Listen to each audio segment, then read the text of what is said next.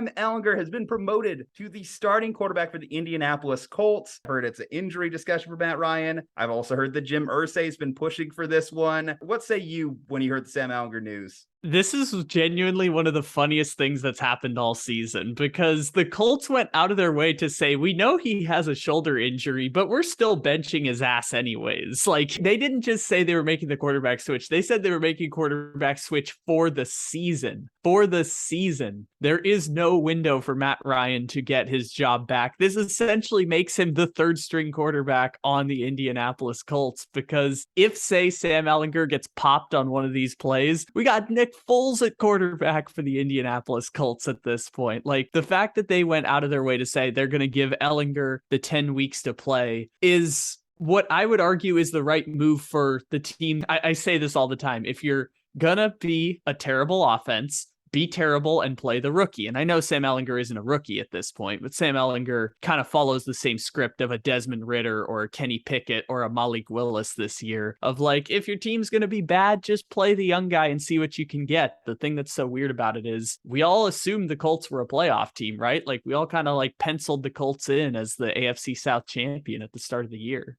I didn't. The Titans have ran this division for the last couple of years. I mean, the Colts, I expected them to compete for the division, which I'm more disappointed in them that they weren't even really competing with the division. They just got swept by those Titans. However, I would say this, from a football standpoint, I do think Sam Ehlinger gives them a better chance to win, because it's not like Matt Ryan was doing anything exceptional to help this team win. He was throwing a lot of interceptions. He was one of the most sacked quarterbacks in the league, which is partially in the offensive line, which we thought was good, but it really isn't that good anymore. I think Sam Ehlinger, from a football perspective, gives him a better chance to win because he can actually move around in the pocket, which I think is going to be one of his biggest strengths when you compare him to Matt Ryan this year. This iteration, 37-year-old Matt Ryan just can't move in the same way that Sam Ehlinger can move. You look at the Colts preseason games, there were some flashes that kind of gave you a little bit of enthusiasm for the Sam Ehlinger hype train if you were an Indianapolis Colts fan, because you saw flashes. You saw him lead like game-winning drives in the preseason, and hopefully that translates. If there's one thing you could say about Sam Ehlinger, and Longhorns fans will say this as well,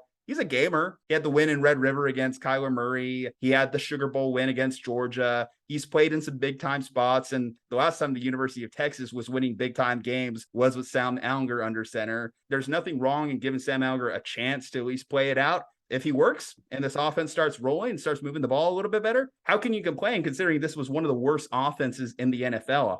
Oh, there's not just one of the worst. According to DVOA's Football Outsiders DVOA rankings, they are ranked 32 in the NFL as of right now. They are the worst offense in the National Football League at this point in the season. So nowhere else to go but up at this point. Nowhere else to go but up. And I think that Sam Ehlinger gives them a chance in that respect. Worst case, if they do still remain a sucky offense, well, then you go into the draft, and then the Colts have to play that game of rookie quarterback, which will be a bit of a different thing because they've been going this veteran quarterback route so long. They have literally paid 12 different quarterbacks $145 million since 2018, since Andrew Luck's retirement. That's incredible. Wow, I didn't realize that was the case. That is genuinely incredible. Wow, they've had 12 different quarterbacks in 5 years. That's incredible. Wow. Not necessarily starters, but at least 12 different quarterbacks that they've rotated through, many of which got significant playing time.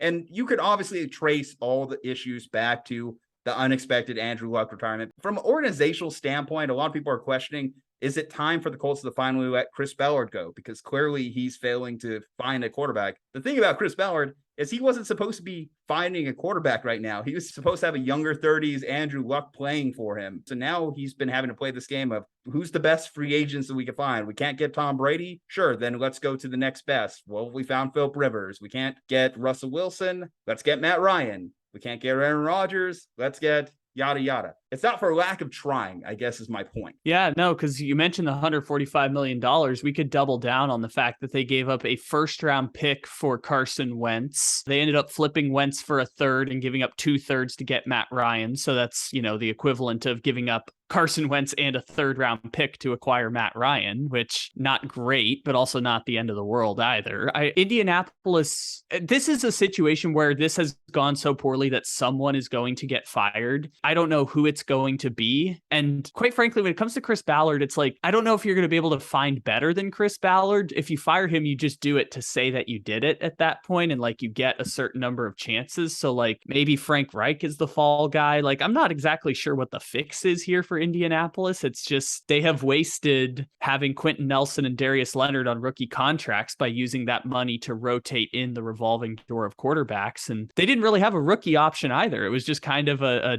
damned if you do, damned if you don't situation for the Colts, where they've just been paying for expensive quarterbacks instead of going the cheap route and just trying to use that money elsewhere. It's not like they're saving money by benching Matt Ryan either. I was like, well, maybe this is like a contract clause situation where if he plays a certain number of snaps, nope, money's fully guaranteed. 17 mil is already guaranteed for next year. Another 20 million is fully guaranteed if he's on the roster after the, I think 2022's third league year day. He's not going to, so they'll have to pay 17 mil to get him. It's just a $41 million L. I guess one of the things I've credited the Colts for is they don't seem to double down on mistakes. They admitted Carson Wentz was a mistake, so they moved on. They are admitting that Matt Ryan was a mistake, so they're moving on internally with Sam Ehlinger. The question is, was Frank Reich a mistake? And you can argue it's hard to call Frank Reich a mistake considering how he ended up there in Indianapolis in the first place. The first guy you hired bailed on you. Was Chris Ballard a mistake? He's made a lot of successful draft picks and transactions, getting DeForest Buckner on this team, turning a Darius Leonard or Shaq Leonard onto his roster. Those are things that you can look at and hold Chris Ballard in high esteem for, but you can also say that there's been some misses and there's some obvious misses on this roster, and the evaluation of the quarterback seems to be a blind spot for them. And unfortunately, if you have a blind spot at the quarterback position, you're not going to be in the league too long. You just have a short shelf life whenever you have a blind spot at the quarterback position in particular. So I think you're correct. The thing that's interesting to me is, for those who don't know, Chris Ballard is the guy who built the first run of the Chiefs, and then he got fired and Brett Veach took over and they drafted Mahomes, and the rest is kind of history. So like he was the Alex Smith Kansas City Chiefs guy. Then he goes to the Colts. And I assume, I don't know exactly, but I assume if he gets fired, he would immediately find another job somewhere else. I'm not 100% sure on that. That's fine. I would assume. That's fine. You can't be held hostage by someone else will hire this person if I fire them. And that's what it ultimately comes down to. It's not like it's a hard luck type thing. It just doesn't seem like it's I see fit. what you did there.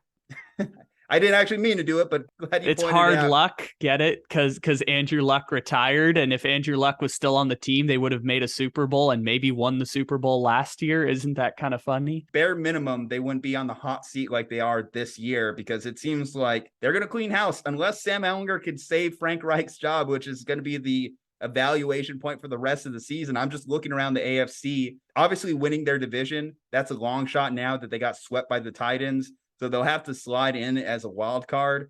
And the wild card picture in the AFC is a lot better than the wild card picture in the NFC.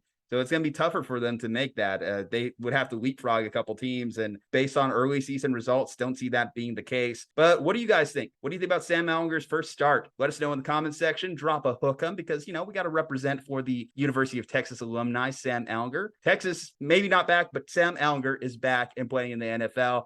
So let's give it up to him. Leave a like on the video, subscribe to the channel, follow us on social media. From Ju-Ju and Kyle, stay safe, happy, and healthy. We'll see you on the next one.